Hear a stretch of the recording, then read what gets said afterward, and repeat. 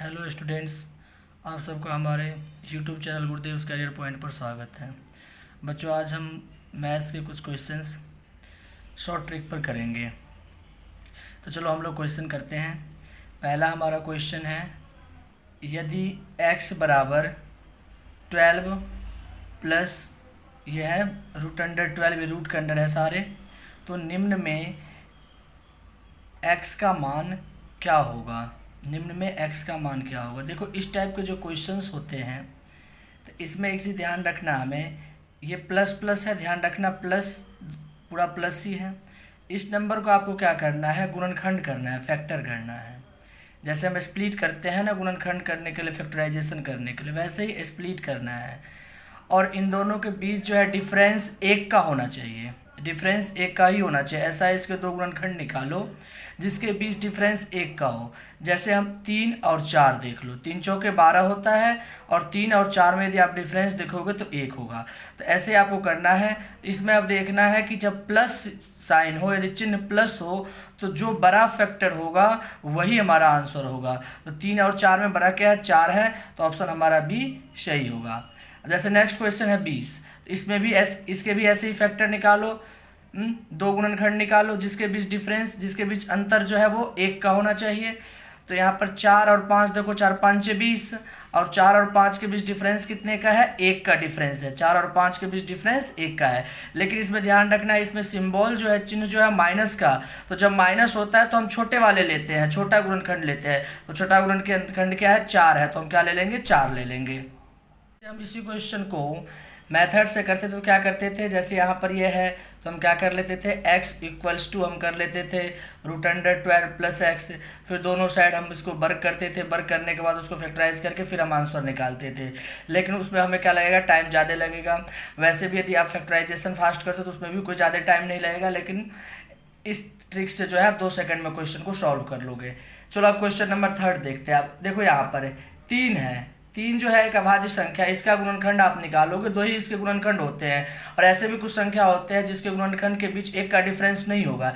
जैसे 3 में देखो आप, 3 में 1 और 3 इसके 2 ही गुणनखंड हैं। इनमें क्या है, तो डिफरेंस जो है वो एक का नहीं है डिफरेंस। तो इस वाले क्वेश्चन में हम क्या करेंगे, तो प्लस है तो 3 के बाद आपको संख्या देखना है कि 3 के बाद ऐसी संख्या कौन सा है जिसके गुणनखंड के बीच जो है फैक्टर के बीच जो है डिफरेंस एक का है। 3 के बाद 4 ले लो, तो 4 में 2 दूनी 4 नहीं है, 5 ले लो, 1 और 5 नहीं है डिफरेंस। 6 का देखो, 6 एक संख्या है जिसका क्या है, इसमें 2 और 3 इसके गुणनखंड है, और इसके बीच डिफरेंस जो है वो डिफरेंस कितने का है, एक का डिफरेंस है। तो देखो यहाँ पर प्लस है, तो प्लस है तो इसमें क्या करेंगे, ये जो हमारा आंसर होगा, तो ये इसका आंसर क्या होगा, 2 और 3 के बीच में आएगा। इसका जो आंसर होगा वो कहाँ आएगा, 2 और 3 के बीच में आंसर आएगा। तो 2 और 3 के बीच में आंसर आएगा, यानी बी ऑप्शन होगा। ऐसे ये क्वेश्चन है 5, देखो 5 का भी हम गुणनखंड करेंगे तो 1 और 5 है, इसके बीच डिफरेंस एक का नहीं है। तो देखो यहाँ पर यदि हम प्लस की जगह पर माइनस कर दे, इस प्लस को माइनस कर दे, माइनस कर दे इसी को, तो माइनस यदि करेंगे तो पीछे का देखना। जैसे हम आगे देखा हो ना, तो जैसे यहाँ 3 था, प्लस में था तो हम 3 के बाद देखा हूँ, ऐसे यहाँ पर माइनस है तो 5 से पहले देखेंगे। तो 5 से पहले देखो आप 4 के हैं, नहीं है। इसके बाद आपके 3 के हैं, 3 के भी नहीं है। 2 के हैं, 2 के भी, 2 का देखो, 2 का फैक्टर देखो, 1 और 2 है फैक्टर, इसके बीच डिफरेंस एक का आ गया, तो इसका आंसर क्या आएगा, 1 और 2 के बीच में ये संख्या होगी। पीछे वाला लेना था इसमें, तो 1 और 2 के बीच में होगा। तो ये चीज़ ध्यान रखना है कि जब प्लस में हो तो आगे का नंबर लेकर के फैक्टराइज करेंगे, और माइनस में हो तो पीछे का नंबर लेकर के हम फैक्टराइज करेंगे। चलो क्वेश्चन नंबर 4 हो गया।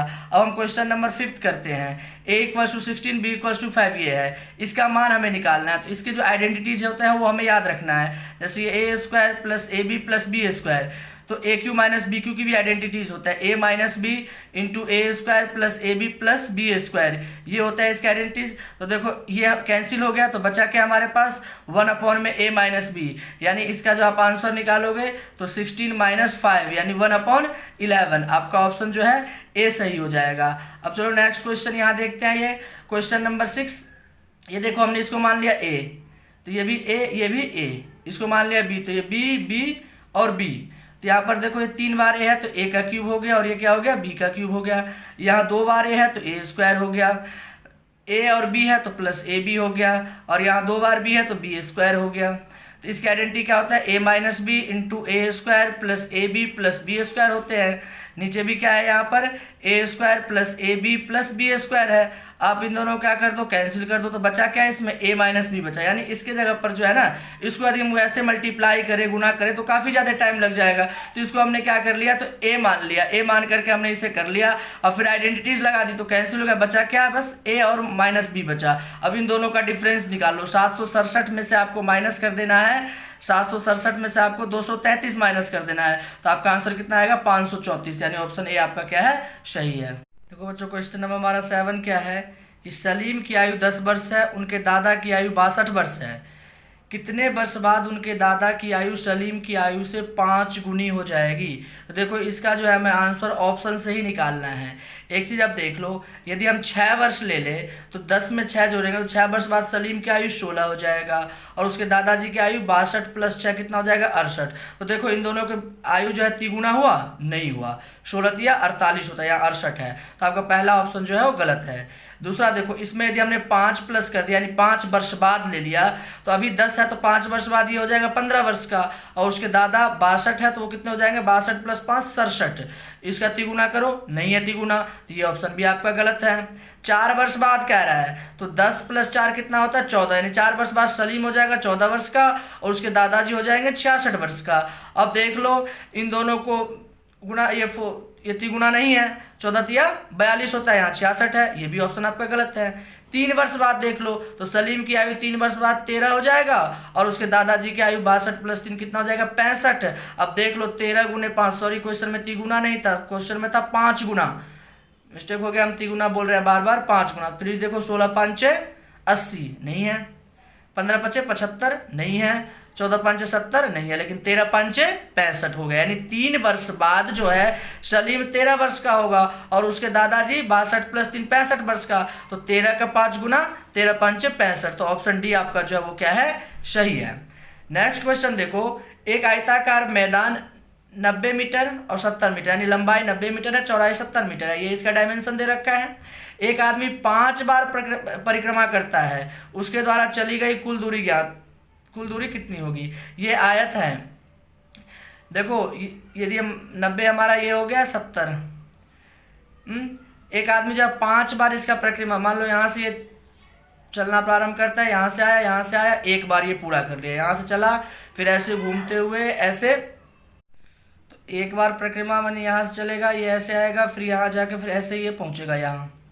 तो ये इसका क्या है, आयत का परिमाप है। तो पहले आप क्या कर लो, आयत का परिमाप निकाल लो। आयत का परिमाप 2 इंटू लेंथ प्लस ब्रेथ, इतना टाइम नहीं लगाना, डायरेक्टली, यानी 2 को आप मल्टीप्लाई कर लोगे, 90 प्लस 9 7 16 160 हो गया, 160 को इससे 2 से गुना करोगे 320 हो गया। यानी एक बार यदि वो परिक्रमा करेगा तो 320 मीटर की दूरी तय करेगा, यानी 320 मीटर होगा। तो 5 बार में कितना करेगा, 5 से गुना कर दो, 32 5 160, यानी 1600 मीटर। यानी वो जो है 5 बार में 1600 मीटर की जो है दूरी तय कर लेगा, यानी 1600 मीटर वो चलेगा 5 बार में। ठीक है, अब क्वेश्चन नंबर हम 9 देखते हैं। रमेश के परिवार की मासिक बचत एवं व्यय का अनुपात ये है, बचत और व्यय का अनुपात। जिस माह में परिवार का आय 72,000 रुपया थी, उस महीने की बचत क्या होगी। अब देख लो ये रेशियो का क्वेश्चन है, 5 और 3 का रेशियो है, तो टोटल ये कितना हो गया, सम ऑफ द रेशियो, 5 प्लस 3 कितना हो गया, 8। बचत कितना है, बचत है 5, यानी 8 में से 5 भाग बचत करता है, 3 भाग खर्च करता है। तो इसमें क्या निकालना है, बचत ही ना निकालना है। तो 72,000 गुणे रेशियो कैसे निकालेंगे, 5/8, यानी 1 भाग निकाल लो आप। 1 भाग निकालने के लिए आप इसे 8 से भाग करोगे, जिसमें 5 भाग जो है वो बचा लेता है और 3 भाग जो है खर्चा कर लेता है। तो 1 भाग निकालने के लिए 8 से भाग कर दो, कितना हो जाएगा, 9,000। और कितना भाग बचाता है, 5 भाग, 8 में से 5 भाग बचा लेता है, तो 9 पंचे 45,000। ऑप्शन आपका जो है सी सही है। चलो नेक्स्ट क्वेश्चन, क्वेश्चन नंबर 10।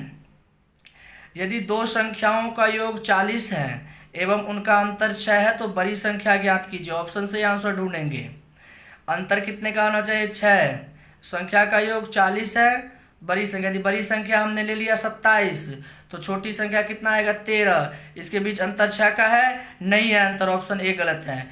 यदि हमारा ये ले लिया हमने बड़ी संख्या 23, तो छोटी संख्या कितना आ गया 17। अब देखो बड़ी संख्या 23 लिया तो छोटी संख्या 17, और अंतर कितने का कह रहा था 6 का, तो 6 का अंतर आ गया, 17 + 6 23। ऑप्शन आपका बी सही है, ये तीनों गलत हैं। ठीक है, नेक्स्ट क्वेश्चन देखो आप, क्वेश्चन नंबर 11। यदि इसको हम 8 टू द पावर x + 1 को हमने लिख दिया 64, तो इसको आप कैसे, इसकी मान क्या होगा? तो देखिए 8 के पावर x + 1 है, इसको भी आप इसके अकॉर्डिंग एक्सपोनेंशियल फॉर्म में आप लिख दो। तो 8 का स्क्वायर होता है 64, तो 8 का स्क्वायर कर दिया। ये यहाँ पर क्या है, बेस बराबर है, तो पावर को भी आप क्या कर लो, बराबर कर लो।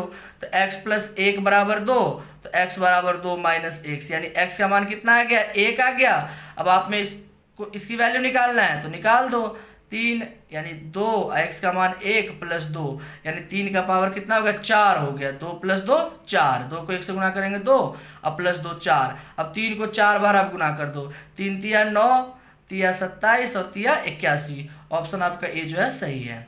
ठीक है, क्वेश्चन नंबर, अब आप देख लो ये लास्ट क्वेश्चन। एक आदमी एक शहर से दूसरे शहर 8 किलोमीटर प्रति घंटा की चाल से जाता है, 6 किलोमीटर प्रति घंटा की चाल से वापस आ जाता है।